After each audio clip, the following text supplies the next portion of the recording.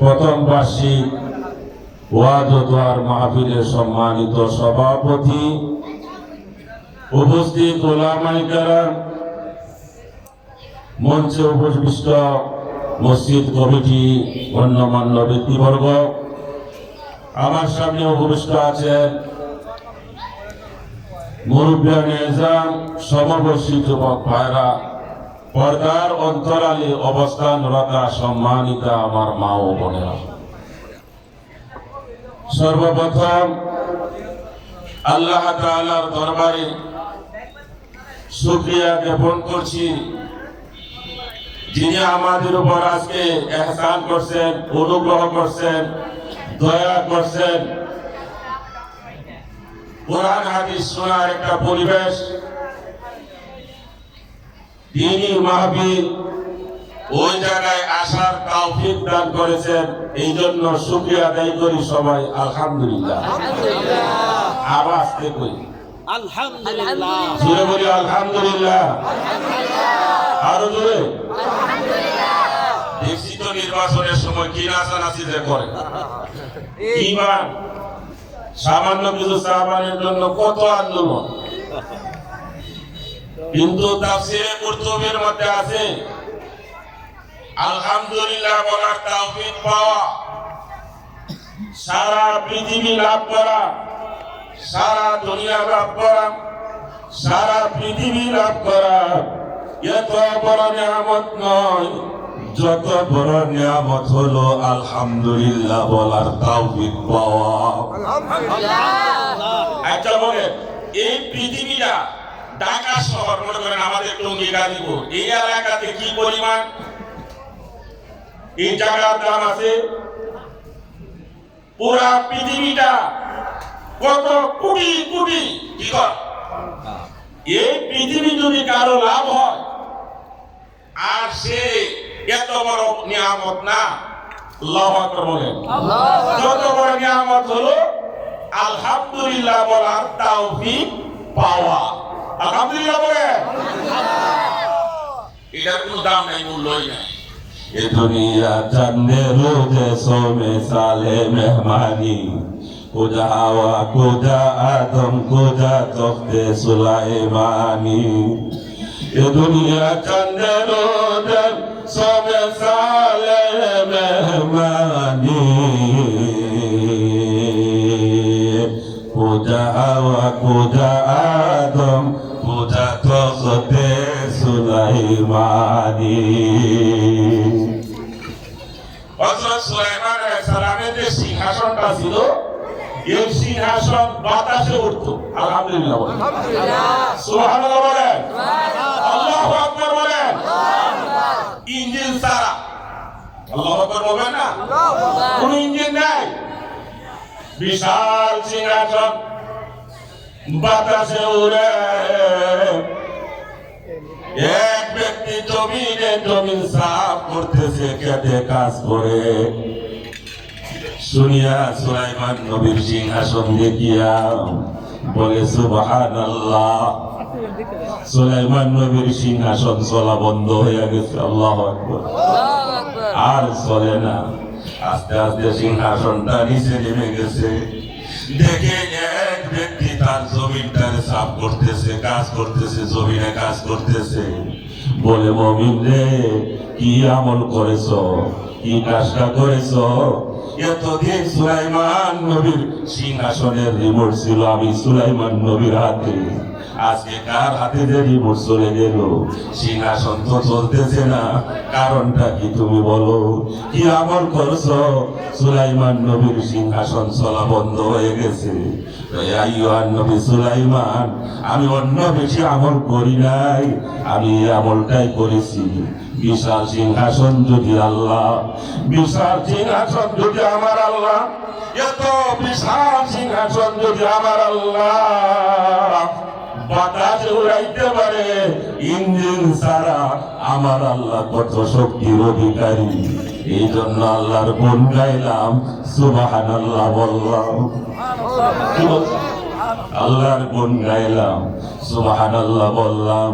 সুলাইমান নবী কয়, মুমিন রে, মুমিন বান্দার একটা তাসবির দাম, মুমিন বান্দার একটা সুবহানাল্লাহর দাম, মুমিন বান্দার একটা আল্লাহু আকবারের দাম সুলাইমান নবীর সিংহাসন থেকে আল্লাহর কাছে বেশি দামি। সুলাইমান নবীর সিংহাসন এখন আসেনি কোন শেষ। আর নেকিটা হলো চিরস্থায়ী। আল্লাহু আকবার। এমন হতে পারে বিয়ারে হাজিরি আলোচনার দিকে যাইতে হবে, সময় মাত্র আধা ঘন্টা।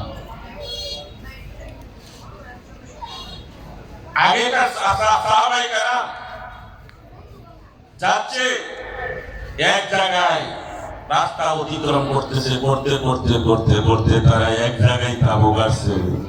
জানে না এই জায়গায় যে কবর আছে, জানে না কবরস্থানের উপর তাঁবুটা যখন গাড়ছে, গাড়ার পরে এই দুনিয়ার কান্না দিলের কান্দিয়া শুনতেছে কে যেন মাটির নিচে সূরায়ে মুলুক তেলাওয়াত করতেছে।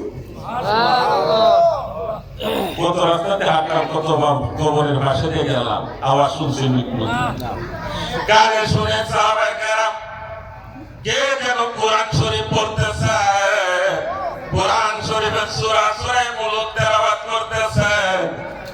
এমন ভাবে একজন বুজুর্গ মোল্লা আলী কারি রহমাতুল্লাহি আলাইহি তিনি যাইতেছে, যায় দিলের কানে শুনতেছে কে যেন কবর থেকে বলতেছে, কবরে কোরআন শরীফ তেলাওয়াত করতেছে। আল্লাহু আকবার। আচ্ছা বলেন, হঠাৎ যদি রাস্তাতে চলার পথে যদি শুনেন কান দিয়ে শুনতেছেন একটা আওয়াজ আসতেছে, মাটির নিচে কোরআন শরীফ তেলাওয়াতের আওয়াজ শুনে আপনার মুখটা সুবহানাল্লাহ বাইর হবে কিনা বলেন? সুবহানাল্লাহ বাইর হয়ে গেছে।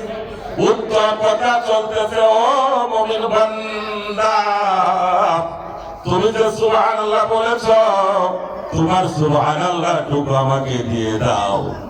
আমার মৃত্যু হয়েছে 500 বছর হয়েছে, আমি মৃত্যুবরণ করেছি 500 বছর হয়েছে। আমি আল্লাহর কাছে চেয়েছিলাম কোরআন তেলাওয়াত করার জন্য, আমার আল্লাহ কোরআন তেলাওয়াতের সুযোগ করে দিয়েছেন। এখন তুমি এই যে আমার তেলাওয়াত শুনিয়া একবার যে সুবহানাল্লাহ বলেছো, তোমার সুবহানাল্লাহর সওয়াবটুকু আমাকে দিয়ে দাও, আর আমার 500 বছরের কোরআন তেলাওয়াত তুমি নিয়ে নাও। আল্লাহু আকবার বলেন। আস্তে বলবেন না, জোরে আল্লাহু আকবার।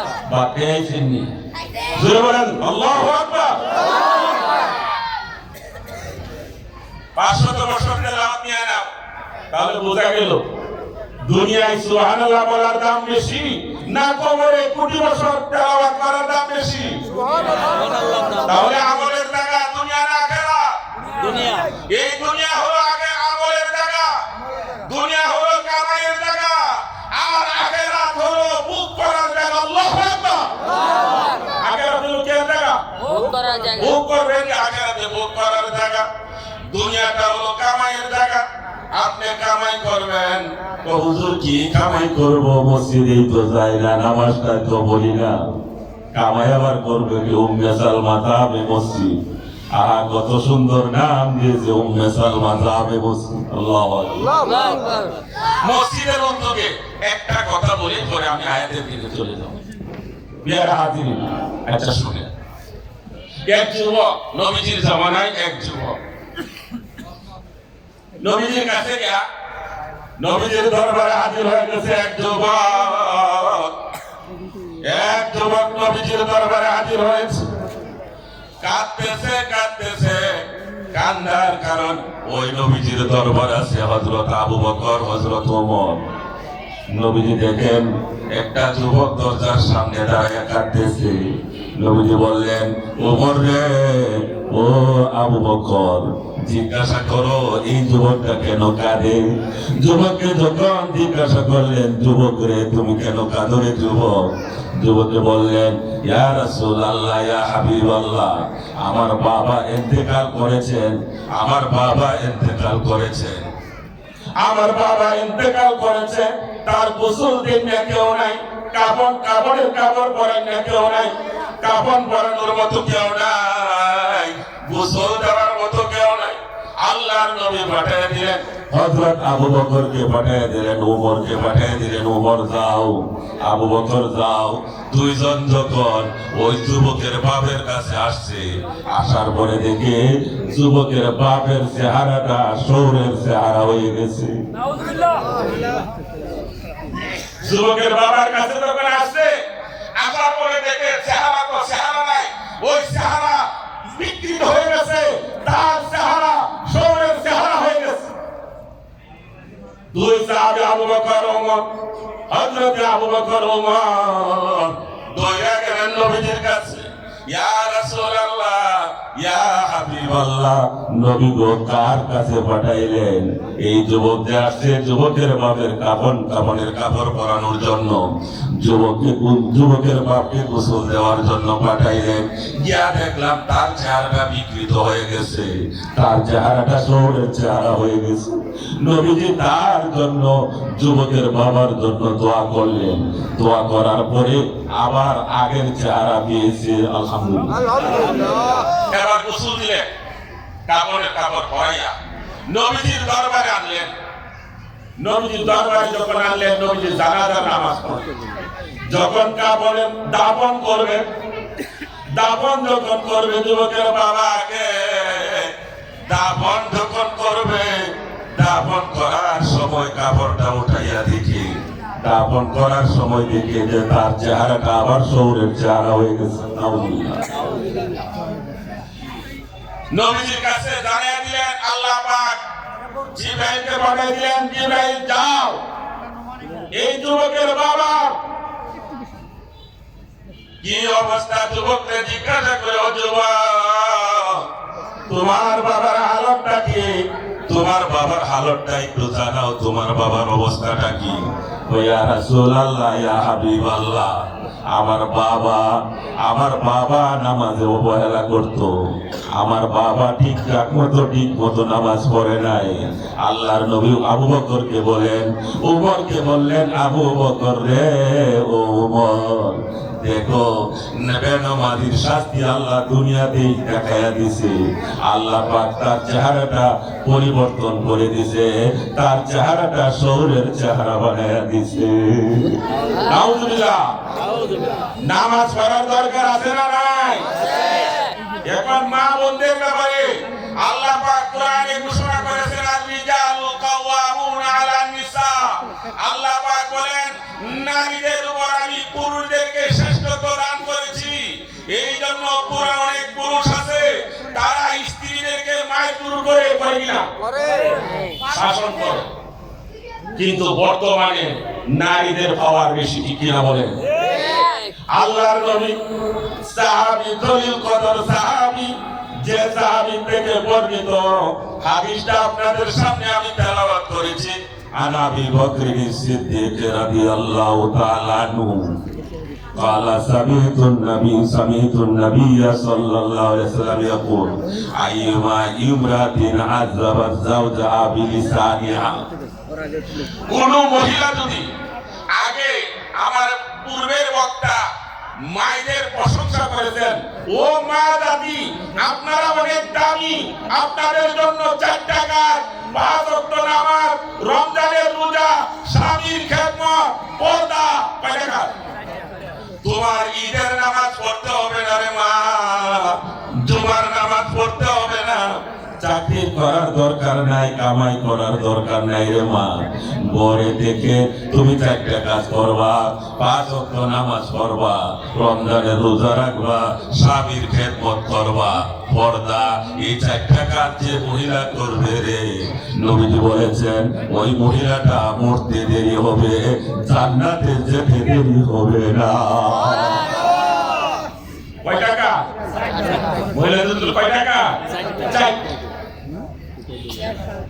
মহিলাদের জন্য 4 টাকা। কিন্তু এই মায়ের জাতিরা তার স্বামীর খেদমত তো দূরের কথা, স্বামীর সাথে যেভাবে চোখ রাঙাইয়া কথা বলে, স্বামীকে কষ্ট দেয়, ভাষার দ্বারা কষ্ট দেয়, কথার দ্বারা কষ্ট দেয়, স্বামীর সাথে তর্ক করে কিনা আমার আছে কিনা মহিলা বলে, স্বামীকে কষ্ট দেয়। আল্লাহর নবীর সাহাবী হযরতে আবু বকর সিদ্দিক রাদিয়াল্লাহু তাআলা আনহু থেকে বর্ণিত হাদিস, তিনি বলেন আল্লাহর নবী বলেছেন, কোন মহিলা যদি তার স্বামীকে ভাষার দ্বারা, কথার দ্বারা, যে কোনো আচরণের দ্বারা যদি কষ্ট দেয়, ফাহিয়া ফি লানাতিল্লাহ, সে আল্লাহর অভিসম্পাতে চলে যায়।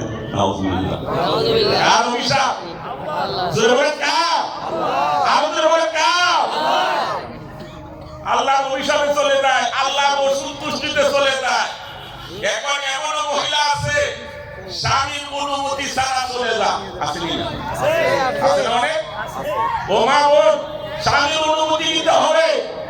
স্বামীর অনুমতি হলো বড়, স্বামীর কাছ থেকে অনুমতি নিতে হবে। আমি অমুক জায়গায় যাইতেছি, আপনি যাইতে দিবেন কিনা? অনুমতি নিয়ে যাইতে হবে। প্যারে হাজিরিন, হাদিসের মধ্যে নবীজি বলেছেন, আইয়ুমা ইমরাতিন আযাবাত যাওজাহা বিলিসানিহা, কোন মহিলা যদি তার স্বামীকে ভাষার দ্বারা, কথার দ্বারা, আচরণের দ্বারা যদি কষ্ট দেয়, সে আল্লাহর অভিশাপ পথে চলে যায়, আল্লাহর অসন্তুষ্টিতে চলে যায়, আল্লাহ ফেরেশতাদের অভিশাপ পথে চলে যায়। কারা অভিশাপ দেয়? ফেরেশতারাও অভিশাপ দেয়, সকল মানুষের অভিশাপের মধ্যে চলে যায় ওই মহিলা, যে মহিলা কথার দ্বারা, আচরণের দ্বারা, ভাষার দ্বারা তার স্বামীকে কষ্ট দেয়।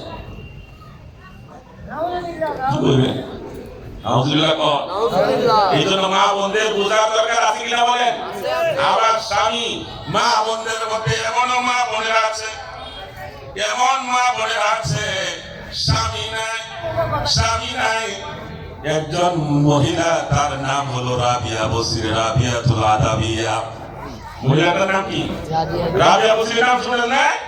রাবিয়াতুল আদাবিয়া কত বড় আবেদ ছিলেন। তিনজন বুজুর্গ গেছে, হযরত হাসান বসরি রাহমাতুল্লাহি আলাইহি। হযরত হাসান বসরি গেলেন, হযরত হাসান বসরি রাহমাতুল্লাহি আলাইহি গেলেন, মালিক ইবনে দিনার, সাবিতুল বুনানি, তারা তিনজন গেলেন রাবিয়াতুল আদাবিয়ার কাছে।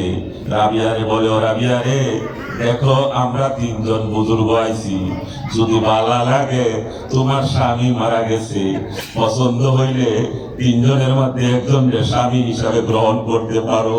কারণ নবীজি বলেছেন, বিধবা মহিলারা যদি থাকে, তাদের বিবাহের ব্যবস্থা করা। বিবাহের কি করা?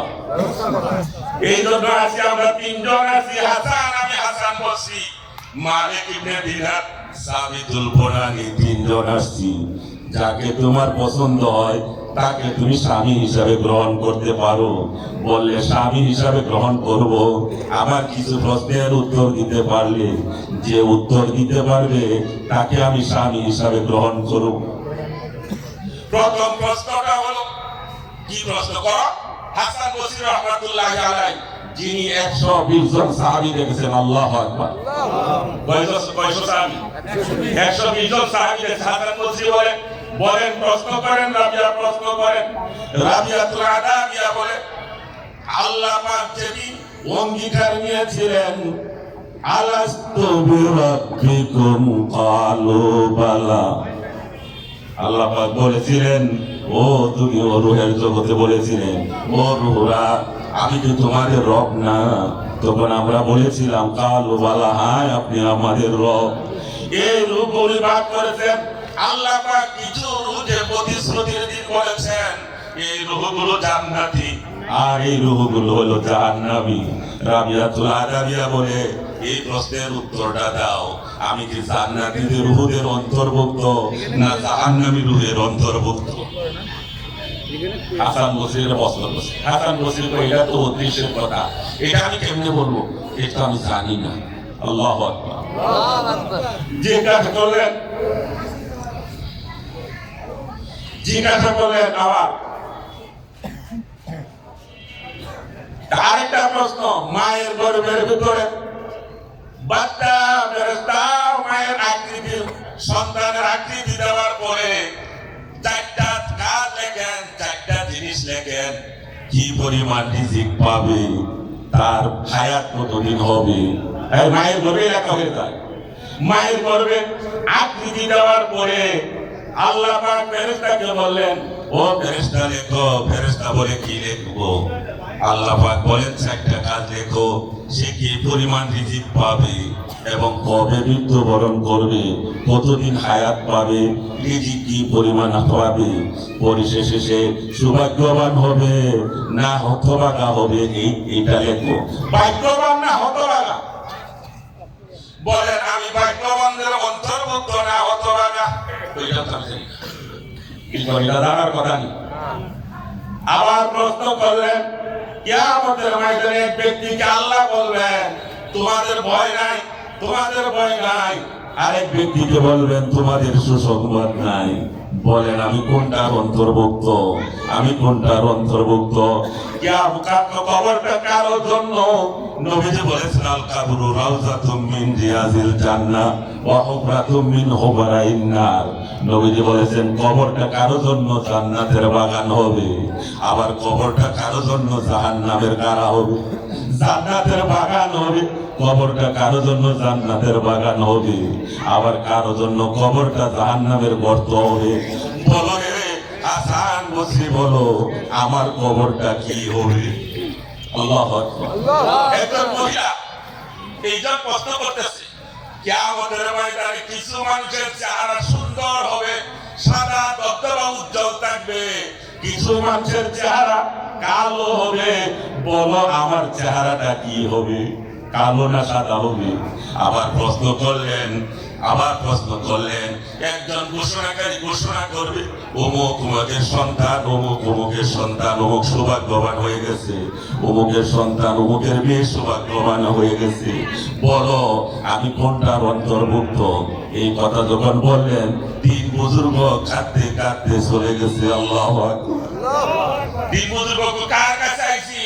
এর ভিতরে তো কোনো কিছু এই দুনিয়ার কোনো চিন্তা নাই, স্বামীর চিন্তা নাই, দুনিয়ার স্বামী গ্রহণ করার চিন্তা নাই, সে তো আখিরাতের চিন্তা আছে। আল্লাহু আকবার বলেন।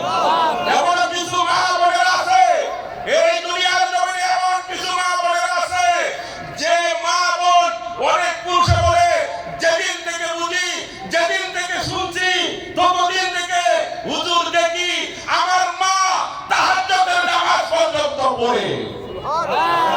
মনে আছে না? প্যারা হাজিরিন, এই জন্য মা বোনদেরকে বলছি, মা বোন আপনাদের জন্য চারটা কাজ, পাঁচ ওয়াক্ত নামাজ, রমজানের রোজা, স্বামীর খেদমত, পর্দা। এখন একটু ভাই রয়েছে ও বোনের পর্দা বড় পর্দা, আর পর্দা তো লাগে না, আছে না গো? আল্লাহ হেফাজত করে সকলে বলেন আমিন। আল্লাহ বুঝার তৌফিক দান করুন, সকলে বলেন আমিন। এই জন্য আমাদের খেয়াল করতে হবে, আমাদের বুঝতে হবে, বুঝে নিতে হবে যে এই দুনিয়াতে আমরা আসছি আমল করার জন্য আসছি। আল্লাহ পাক আমাদেরকে পাঠিয়েছেন আল্লাহর হুকুম মানার জন্য, আমল করার জন্য। কথা ঠিক কিনা বলেন? প্রশ্ন করেছিলেন রাবিয়াতুল আদাবিয়া, প্রশ্ন করেছিলেন, আমি ঘটনা শেষ করে দিচ্ছি। রাবিয়াতুল আদাবিয়া প্রশ্ন করেছিলেন আমি যে মৃত্যুবরণ করব, কেউ মৃত্যুবরণ করবে, ঈমান নিয়ে মরতে পারবো কিনা আমি, না বেঈমান হয়ে মরবো? বলো তো। ওইটাও তো জানি না, এটা তো জানি না। ও কিয়ামতের ময়দানে রাবিয়াতুল আদাবিয়া বলে কিয়ামতের ময়দানে কিছু মানুষকে ডান হাতে আমলনামা দিবে, কেউ ডান হাতে আমলনামা লাভ করবে, আবার কেউ বাম হাতে লাভ করবে। বলো আমি আমলনামাটা কি ডান হাতে লাভ করব না বাম হাতে লাভ করব? তো জানি না। আল্লাহ পাক পুরুষ সৃষ্টি করার পরে, ও মানুষ পুরুষকে সৃষ্টি করার পরে 10 অংশ আকলটাকে আল্লাহ পাক, বিবেক আকলকে আল্লাহ বুদ্ধিটাকে 10 ভাগ করছে। কয়টা? 10 ভাগের মধ্যে 9 ভাগ দান করছে পুরুষে, আর 1 ভাগ দান করছে নারীরে। আল্লাহু আকবার। বুঝ কার বেশি? আকল পুরুষের বেশি না মহিলাদের বেশি? পুরুষের বেশি।